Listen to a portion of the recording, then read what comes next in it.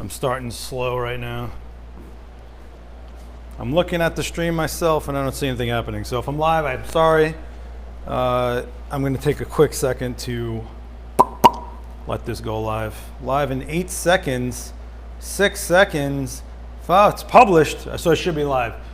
Hey, what's going on, everybody? Happy Saturday. I'm trying to get back doing these Saturday live streams. Let me know if the sound is okay. I know I had some issues with echoing before because there's like multiple mics happening. Oh, let me lower the volume on this. I do this every time. Hey, what's going on? Jim, Niels, Dennis, what's up, everybody? Welcome, welcome, welcome, welcome. Okay, so I wasn't gonna go live this week. There's a lot going on. I've been going crazy. It's been non-stop with Adorama, and I'm leaving for Japan in a few days, and I'm going live on Sunday and Monday. So it's like, whoa, what am I doing? I know it's kind of dark, and here's the reason. I'm going to be showing you the back of my camera screen, and therefore a silhouette will make it easier for you guys to see the screen. So that's why it's dark. So just deal with that a little bit. This is nothing you're missing here, I promise. Okay, so since all my gear is packed for the most part, I just wanted to grab, hey, what's going on, Joe from SoCal? I just wanted to grab something that was around me and make something happen. And I got some new toys to borrow for a little bit. And one of them is this Fuji TTL Pro Photo Remote. So I said, I have Nikon speedlights, Nikon shoe, but it doesn't matter if it's off camera what the shoe is. As long as the shoe on my remote or whatever's triggering my lights is TTL to the system, I'm good to go. Not that I need TTL, I could do a non-TTL remote, but I think since this is TTL, I thought I'd go through a run through really quick of what exactly is TTL, how does it actually work, and like how can we not fight it, and when is it just like not optimal, when is it optimal? Okay, so TTL through the lens, right? Well, I have this Fuji, X100F, if you guys can see that. I know it's dark. This is a really fun knockaround camera. You can see it's pretty banged up. I just chuck it in my bag and I keep it there all the time. I usually keep it on black and white Fuji Acros film profiles. There's some beautiful black and white, and they're actually created by the engineers who made the original film, so you got to trust it a little bit. So I want to do something different, right? I wanted to use the windows. I wanted to have not trying to eliminate the light in the space because I'm really going to use one light. And I used one light in the ProPhoto A1X video, and it was in a dark, this gloomy, like grimy lighting. I mean, it was mixed sources, tungsten, sodium vapor, and people were like, oh, those photos look terrible. It's like, do they? If I showed you a photo of what it looked like before we did any lighting, you'd be like, whoa, you changed it a lot. So I read all those comments. That was fun. But I said, man, I'm going to do a single light setup here today because I don't have a lot of gear. It's all packed up. So I have one ProPhoto A1. I have my Fuji X100F, the remote, and I also have my Lasto light, compact halo diffuser, and reflector. I doubt I'm going to use the reflector, but I am going to show you guys some reflected light so you can see the difference in why we would use strobe as opposed to just a bunch of reflectors, right? So, random Brazilian viewer. I have a roll of Acros left in the fridge right now. I have a case of Acros medium format film just sitting in my fridge. One day I'll crack it open. Okay, so what are we going to do? First, I'm going to take a shot with just what I have going on here. What's special about this camera in particular is it has a leaf shutter. A leaf shutter as opposed to a focal plane shutter. So the flash sync is almost non-existent. With a flash, I like this angle of the studio. Yeah, it's nice, right? We're lucky to have a balcony out there. So with a focal plane shutter, let me do my classic, if this was your shutter. So this is your sensor. A focal plane shutter opens and then another one comes behind it to close it.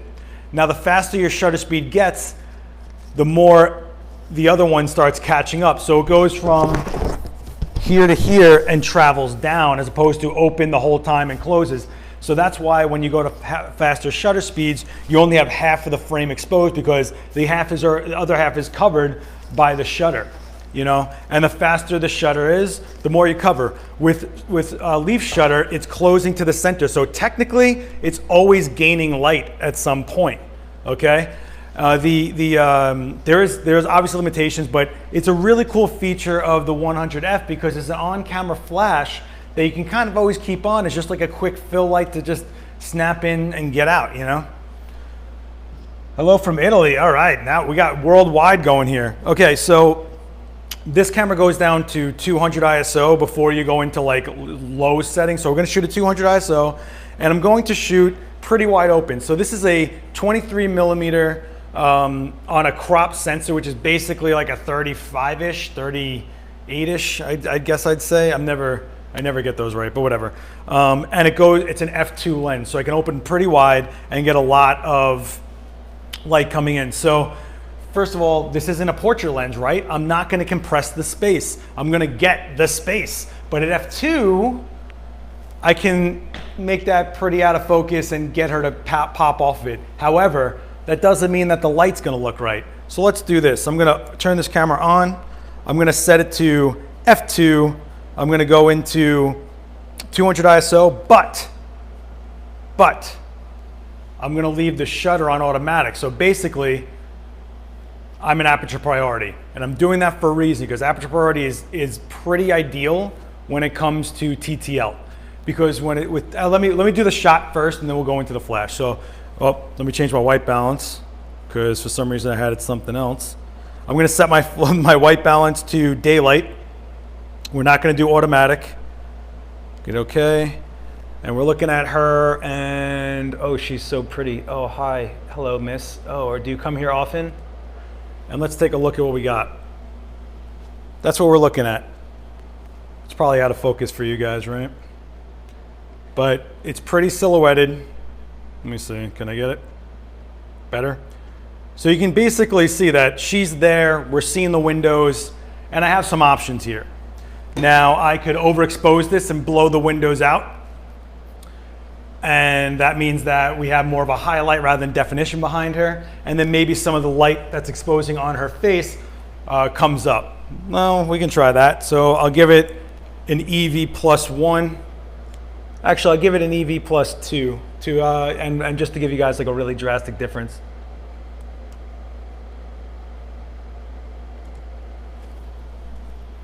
And there you can see that the background's blown out. She's come up a little better, right? Like she's a little more exposed, but because we're forcing that exposure for her and not worrying about the scene. Okay. Man, that was quiet. I don't know what you guys are talking about. Oh yeah, I love this camera. It fits right in my pocket. I'm so happy I bought this thing. I rarely take it out because I'm shooting constantly every day. And I bought this to like have fun again rather than work all the time. But I am going to Japan on Tuesday, and I'm taking the 50R, which is a rangefinder 50 megapixel version of it looks like a Pro 2, but huge. Okay, so what I'm gonna do now is kind of fix this, right? So you're gonna say, well, maybe I can use a reflector, right? Maybe I can just bounce the light back in. Okay, so let's go back to our initial exposure.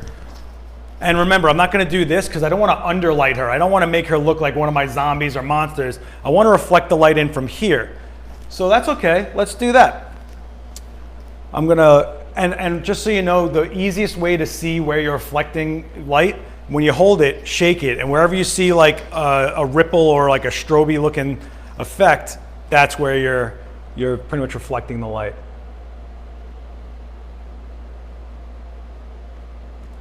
Let's take a look. It's pretty clean, right?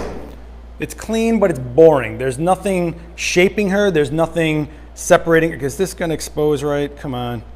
There's nothing separating her off of that background, really. There's nothing, and I know that the window pane is like jutting through her head. I'm doing this just for like demo purposes. Don't freak out and jump down my throat on that. Lately, all the comments have been jumping down all of our throats about like the tiniest little things. But what you're missing is that just because I use strobe doesn't mean I'm only looking to see the strobe. And just because I'm shooting with ambient light doesn't mean I only have to use the ambient light. Q, strobe, right? And this is ProPhoto A1. This is my personal flash. I do use, and hold on, I gotta give it a new battery because I just took it out of my bag. And I'm building this from scratch. So you guys are here with me as I figure this one out. Not that there's much to figure out. I'm trying to make this as simple as possible. So one speed light, I put the dome on to spread it around a little bit more. And here's the thing. I cannot put this on this camera. I can put it on and it'll fire at whatever power I put it on.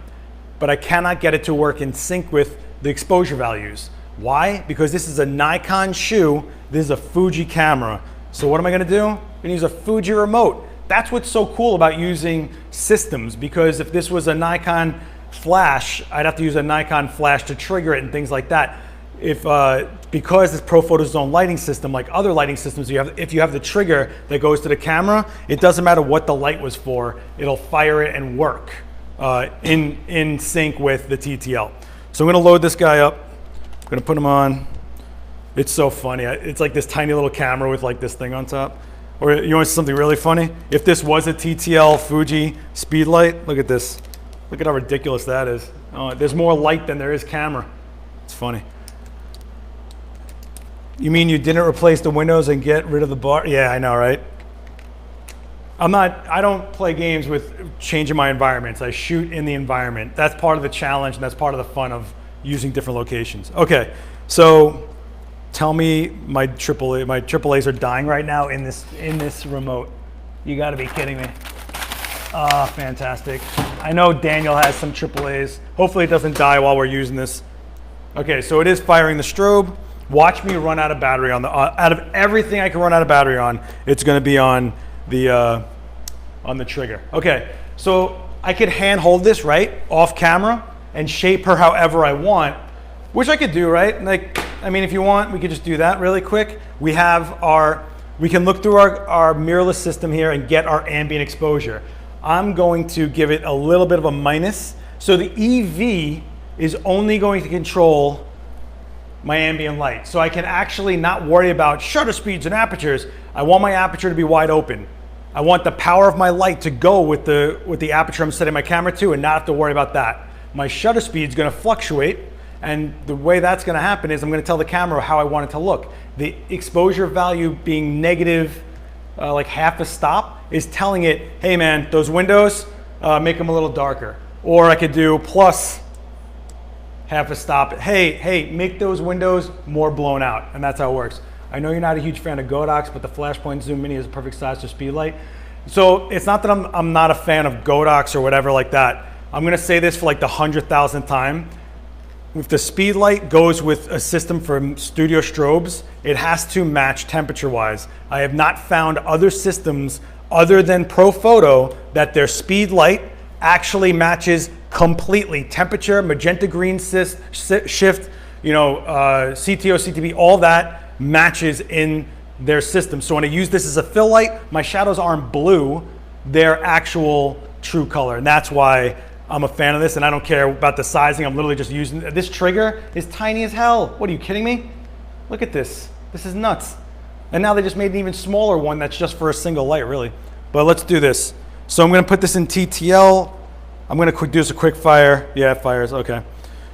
And I'm gonna look at her, and I'm gonna hold it off here. And pretty much what's gonna happen is, it's not gonna be a light that we like, but,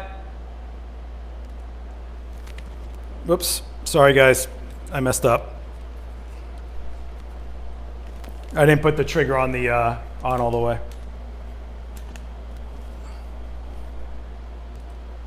Okay. So we're going to lock this down. I'm going to go into this. I'm going to go into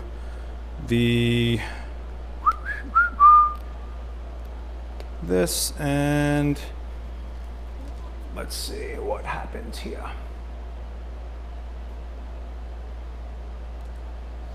It's gonna be a direct hit small flash, and that's what it looks like, right? Let me just make sure you guys are seeing that. Right, so you can tell there was a flash used there. You can tell that it was a hit. It wasn't really refined.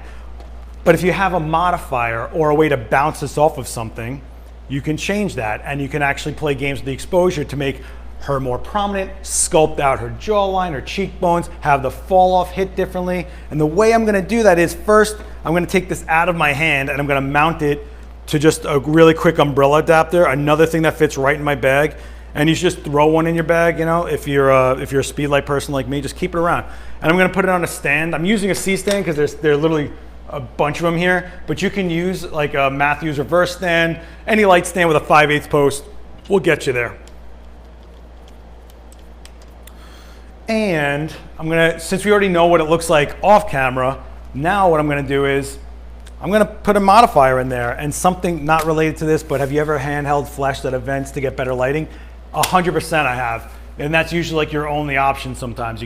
You know, if you're someone that's not set up to have like things bouncing off the corners, or you're worried about your gear getting jacked, or, you know, it's 100% totally fine to handhold a flash. In fact, when I worked a lot of like the fetishy or Halloween or the cosplay stuff, I would always want my flash to move like this while I'm shooting, because I can do underneath lighting, make it creepier, pull it farther away, get more, get like a harder light, put it closer to them, get faster fall off. You know, it's, and I'll tell you that, nothing taught me more about position of light than hand holding a light. I would even bounce it off myself wearing a white shirt and have it come at them straight forward, and it would be more of like a ring lightish type flattening effect. So I'm gonna pull out my Lastolite compact halo reflector, and I'm doing that because it's this big and it fits in my bag and I keep on carrying it everywhere. And it's a super easy solution here, especially if you're gonna use a reflector anyway. So this drops to the floor, and it's just like, or there's like no excuse not to have a reflector anymore, because I know what it's like to carry the circle reflectors and they're like flopping around. This, yeah, it doesn't deploy as fast as a circle reflector, but I don't have to question, oh, maybe I should carry one, maybe I shouldn't, I don't want to no, it's always with me. And look at the situation I'm in now. I'm gonna make really nice, beautiful, soft light that's TTL controlled, and then I'm gonna put in another remix onto it. You're gonna be like, what? And I'll be like, yep. This is a 2-stop diffuser, so I'm gonna eat up some light, which is totally fine, because with the way I'm shooting at f2, at 200 ISO, it's already setting the flash super low in power. Like, I think we were at, where am I? We're at 2.3. That's almost as far down as it goes for the power settings. And if that means I got plenty of leeway in this environment to boost up the power. So technically that should be reading 4.3, 4.1 after we put this in front of it, because this is gonna eat 2 stops of light. What I love about this particular thing is that it's super rigid, super light, but it also has a 1/4-20 right there. And I can take a post and just screw it right in. And now I can mount it onto an arm, right? So I have this one. I'm gonna put it right here in this knuckle. Knuckle, knuckle, knuckle. And now I have pretty much this size of a diffuser panel. Look at that. It's basically a 3-foot diffuser. That means I have a 3-foot light now to shoot her with. Shoot her with, it sounds so bad, but you know, so I can put it here, put it at somewhat of a 45 and a little bit over, and now I just have to take my light. And again, you could do all of this with stands. You don't have to use C-stands, you can get away with it. And I'm gonna wanna position this so it fills the diffuser up as a decent amount. So I'm not gonna put it super close, but I'm also not too concerned with it going everywhere, because it's going to anyway. So I'm gonna give it pretty much just like that. And I'm back in TTL, remember? So no matter what happens, I don't care about the power of that flash. I know the settings of my camera.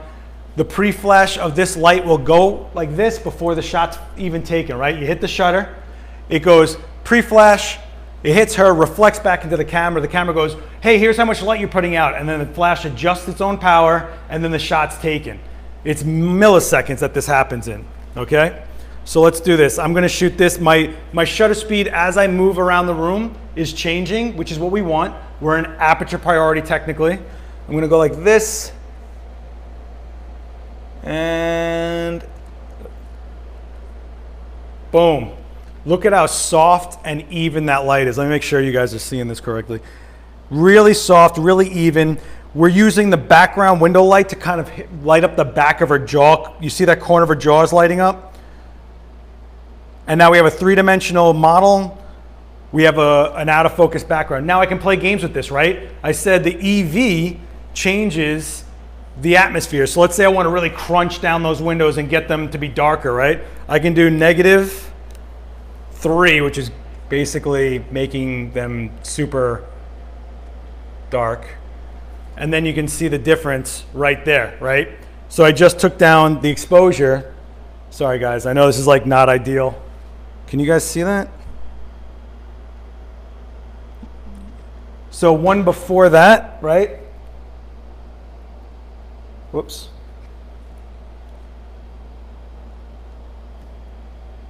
So this is the crunch down windows. This is one before that. I didn't change anything, guys. I didn't change anything but the EV. And that's an extreme example because I crunched down -3 on my EV exposure value. So now, let's say I want to blow them out. Well, I can do +2 on my EV, right? Whoops. And I'm looking at it and it's super blown out. So I'm going to do +1 instead.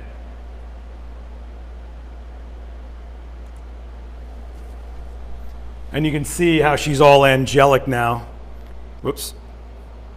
It's all blown out a little more. And we can keep on blowing it out more and more and more. Now, another reason to use a strobe in this situation as opposed to just ambient light with a reflector is I have 2 light sources then. I have the ambient light source and I have my speed light, right? Well, I can really separate it, or I can even make it look like nighttime. You guys have seen me use gels like crazy before, right? Well, I'm gonna use them right now. I took this from Daniel's closet, so it's probably like really, beat up, but it's a full cut CTO gel. So now if I put this in front of my flash, I'm doing this the most shady way ever, just to show you guys I'm not doing this properly. Let's not beat me up over this one. I'm gonna just hang it on this light, right? Oof. With a piece of tape like a jerk. Watch Pro Photo be like, what are you doing? How dare thee? Let me get another piece of tape.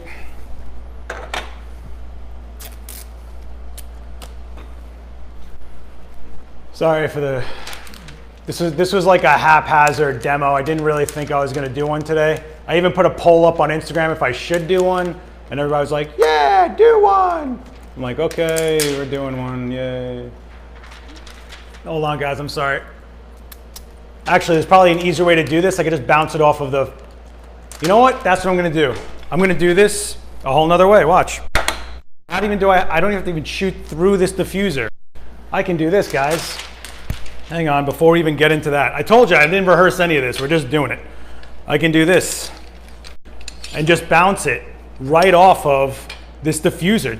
Just because it's a diffuser doesn't mean it doesn't bounce light away from itself. I can do this, right?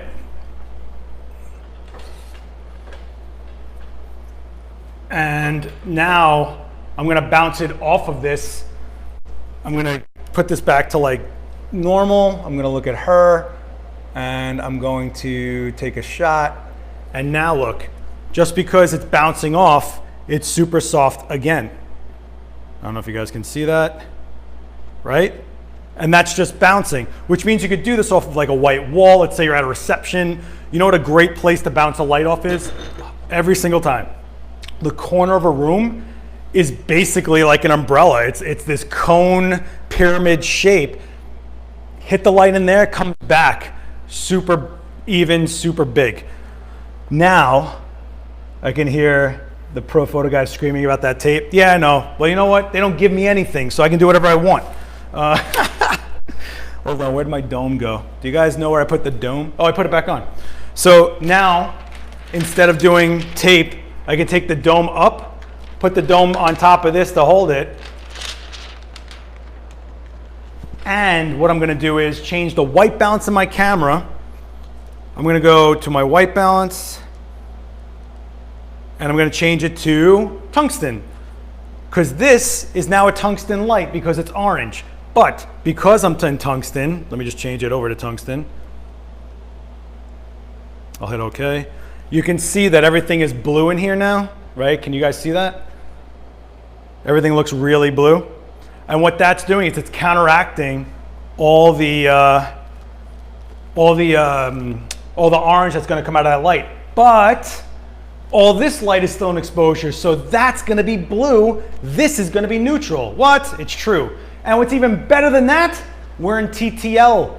This will eat up light, but I don't have to sit there and think, oh, it's like 2/3 of a stop. I have to add extra power to my light. Like, no, it'll do it for me.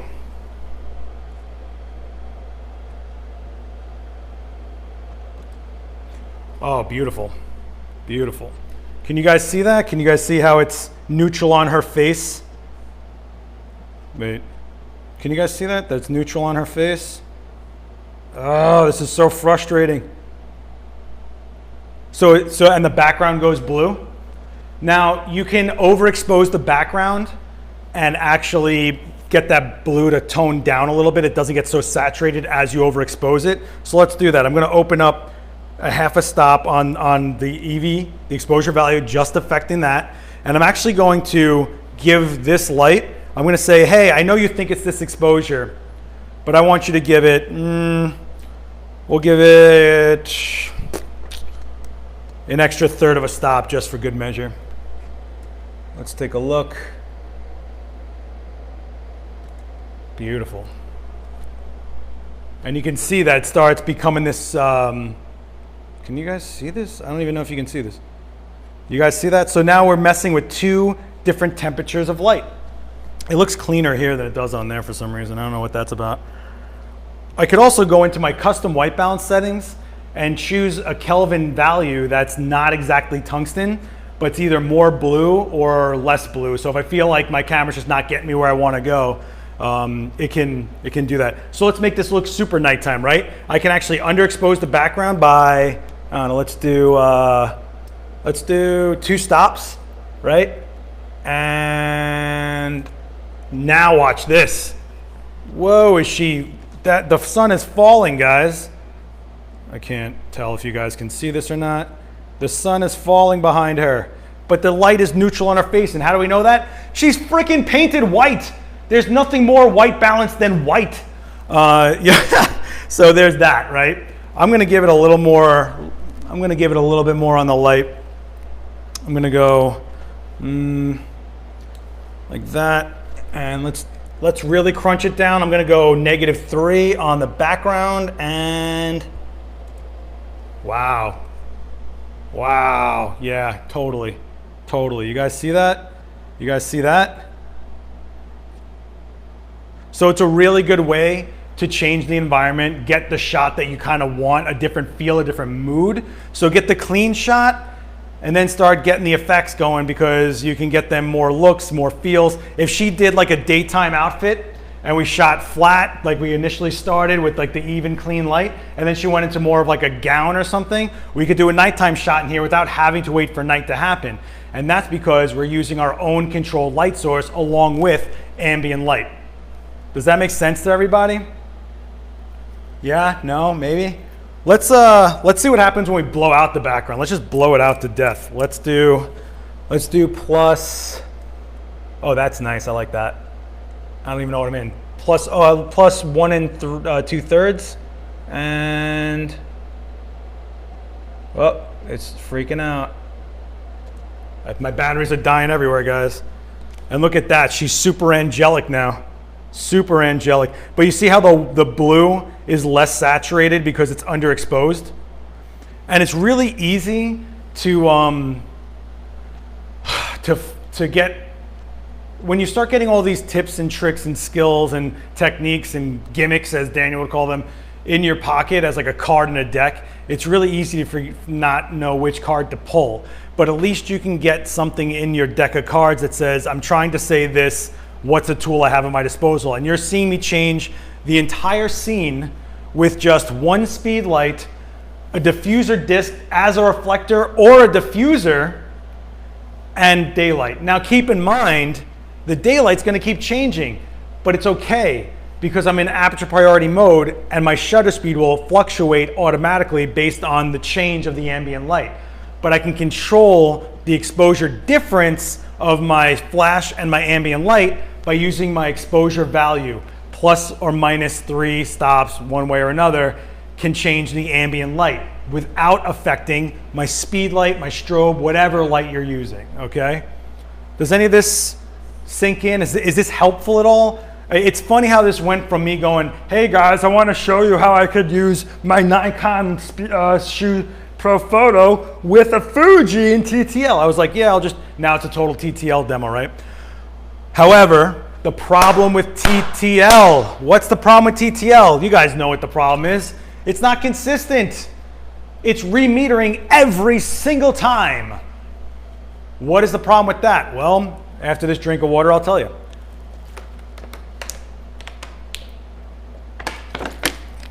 Let's say I got someone in a tuxedo, dark black. I take a shot. My camera and my TTL are working great. The skin looks great. The guy takes his jacket off. Now he's in an all white shirt. My TTL still fires a pre-flash. It reflects back at the camera, but it reflects more.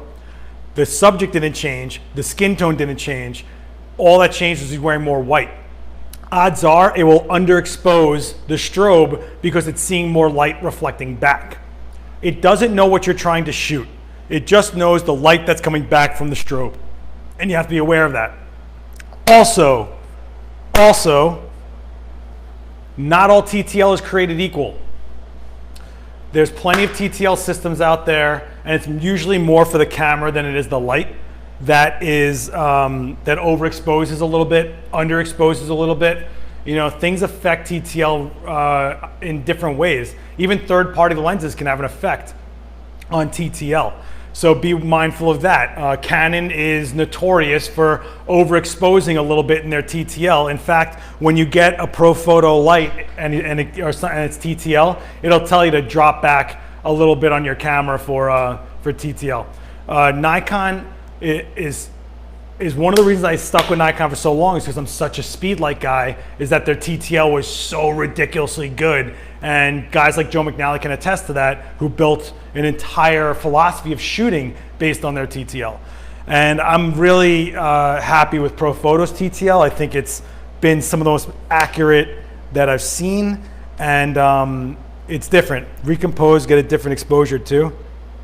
Yeah, recomposing can totally get different exposure. For example, me stepping back more and getting more of these windows flooding into my camera could affect things. You know, does metering mode affect TTL? Yeah, it can. It can. If you're in an iffy situation, and when I say iffy, I mean mixed lighting, or your subject is a small part of the frame and you're getting a lot of the ambient light, it's pretty, when you do evaluative metering, it's trying to grab where it sees the pre-flash. If you were to use something more localized, like a spot or a center weight, just to get your initial exposure on your TTL, it's probably your best bet. However,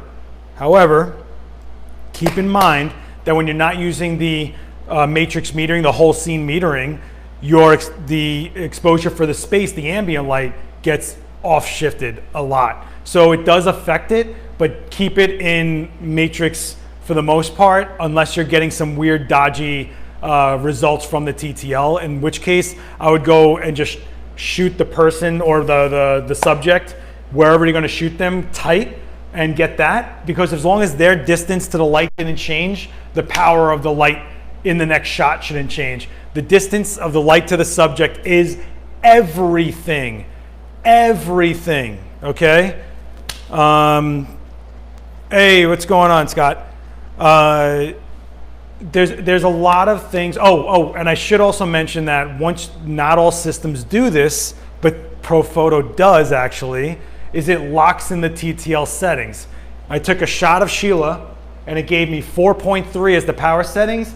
It'll stay there if I switch it to manual. It locks in where it left it off, which means it's not gonna remeter if I go into manual. So TTL for the most part in this system is a really good starting point if you don't have a light meter, because it gives you that meter reading, you lock it in, go to manual with the flash, and now if you go, oh, I wanna change this, I wanna change that, or like I said, if he's wearing the tuxedo and the exposure looks great, switch it into manual. When he takes off that jacket and you see the white shirt that's gonna affect our exposure like I just mentioned, it won't, because you locked in the power setting. So that's like enormous. And it's been a really fast workflow tool for me and Daniel over the years, which is another reason I went with the A1s in my kit. And I'll be going live on Monday with the new A1X at Adorama on YouTube and Facebook, so please join me there. Are there any questions?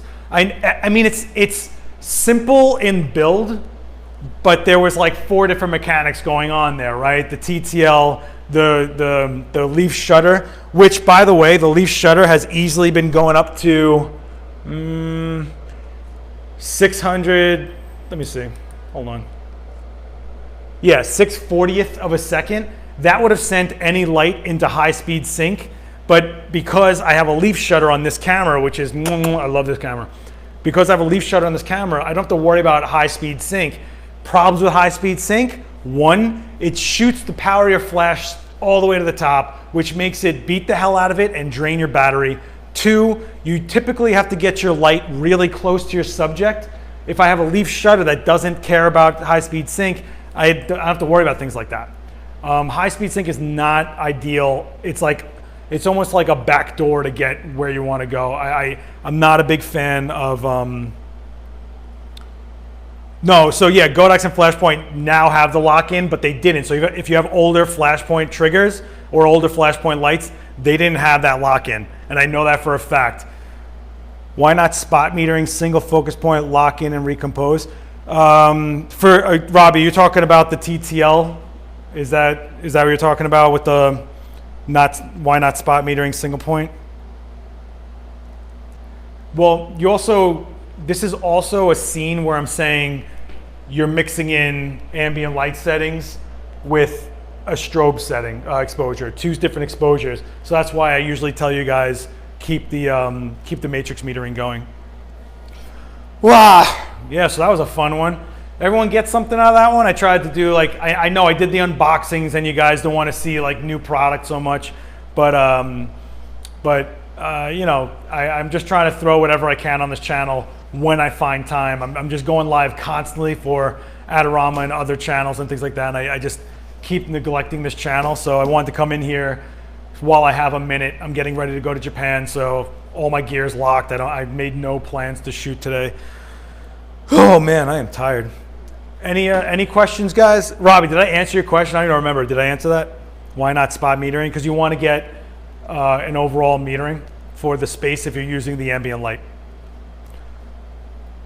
Also, just because there's a lot of talk about Godox and Flashpoint in the chat, I need you guys to be very aware of the fact that Flashpoint is basically Godox and Flashpoint are the same. It's just that Flashpoint has a US warranty. So if you're gonna buy those systems and you're in the US, it's more for your benefit to go with Flashpoint, because you can handle any issue that goes wrong with it, build quality, whatever happens with it. I'm not talking bad about it, but you can get support here in the States. Or if you're in New York, you can literally walk right into Adorama and they'll take care of you. So keep that in mind if you're getting into those systems. Please, you know, just a public service announcement, if you will. Is there any questions? Is there anything you guys would like me to get into? I thought this was like a pretty easy, simple one, pretty nice. You know, we've been through so much. It seems that the ones where I start from scratch do the best for you guys, I guess.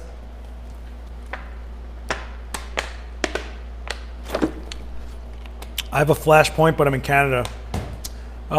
It might, I don't know. I don't know how it is in Canada, Robbie. It might be all right, but I just know that like the other companies, they're on the other side of the world, and good luck with that support. Are all the Fuji's leaf shutter? No, they're not. In fact, that was one of the reasons I got this particular Fuji, was for the leaf shutter. And thanks to Dave Brusca for telling me about that, because we both bought the same camera at the same time. But no, they don't all have leaf shutters. I'm not really sure what made them go with a leaf shutter for this particular one, but it is a blast. This is a great little camera. I really love it. It fits in my back pocket because I wear big jeans. But Strobe Pro is a Canadian variant of Godox. Yeah, I think you guys need to realize that all that low-cost lighting is all from one factory. They just sell the licensing out, and then people just put their sticker on it and sell it again. So, you know, try to stick with wherever you're from to keep the support, because I'm not kidding you. I'm not trying to talk bad about them, but build quality is a big deal, and there's a reason you don't see Godox or Flashpoint or there's a reason you see certain brands as rental gear. You see Broncolor and Pro Photo because they can take the beating, and the rental houses don't want to hear about things coming back broken and they lost all their money on it, you know? There's a company in Canada called Strobe Pro that does Godox thing warranty.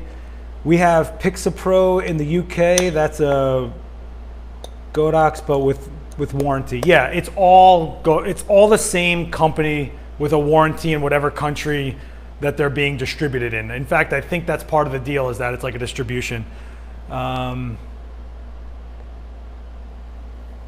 Seth, is it true the Z6 and Z7 are being recalled with VR issues? I know a little off topic. I haven't heard anything, and they lent me a Z6 and a Z7 that I've had for a little bit, and I had no issues. I have not heard anything about a recall at all. And that stuff's dangerous because someone says that on a forum and then people just take it like, oh, I gotta find out, Rob. I haven't heard one thing about that. So no, but I am having a lot of fun with the Z6. I'll say that. And the new firmware is bananas. Bananas. All right, guys, what time are we at? 1:41. Wow, this one went way longer than I thought it was. Whoa, 41 minutes on just a single strobe. Who knew? And an all white painted woman. I'm so lucky. I'm so lucky. You can envy me. You can envy me. What's going on? I know. We'll go get food. I promise. Don't worry. It's okay. It's okay. Don't worry about it. All right. Anything else? Last thoughts? Last questions? Last comments? Check me out on Adorama TV. The live view playlist needs a bunch of views, kids. My Paris video, the Amsterdam video is doing really well, but other than that, the Comic-Con video, go to Adorama TV, Seth Miranda live view, and it'll all come up there. Also, check me on Monday. I'll be going live from Adorama again, doing the A1X. So it's kind of like another version of the Speedlight demo I just did on Facebook, if you guys check that one out. Only the X100 series, X10, X20, X30, and X70 have leaf shutters. Thanks for taking the time on site. Have a safe trip to Japan. Thank you so much, Hugh. We miss you. Safe travels. Yeah, thank you guys. Yo, I'm super excited about Japan. Huge announcement coming when I get back. It's also, I'm getting hand poked Tabori tattoo.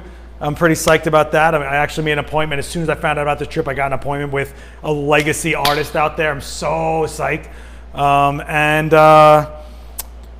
Yeah, I guess if you're not following me on Instagram, do that. There's some. If you want to know more about how to use the actual ProPhoto remotes, I did an IGTV video on my Instagram about how to use this, the non-TTL, and the A1 as a remote.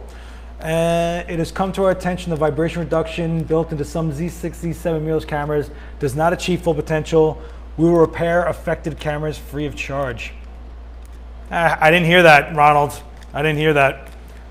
Could be a thing, but you also could be talking about like the very first run of them, which is like maybe 1,000 cameras, not even. So who knows?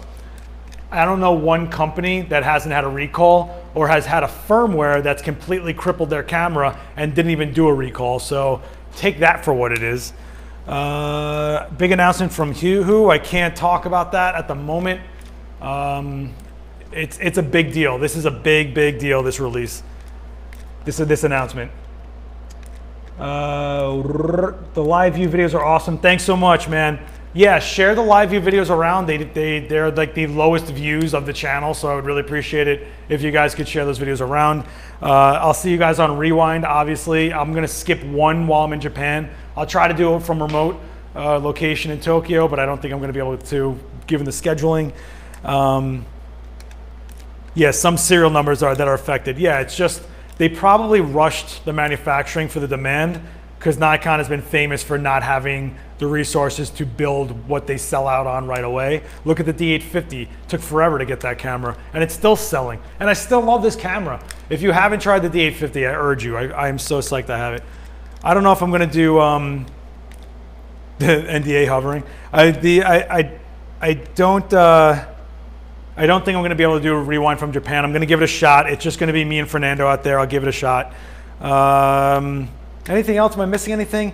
Please jump on the live stream for the A1X that I'm doing on Monday. I took a lot of bad comments from that video, so any of you that want to throw some support and fight those people in the chat for me, I would appreciate it. Mwah, you know. But either way, it's not about just using that light. It's going to be a speed light demo, so if you're into speed lights, please come and check it out. It'll be 5 p.m. Eastern Standard Time on Adorama's YouTube and their Facebook.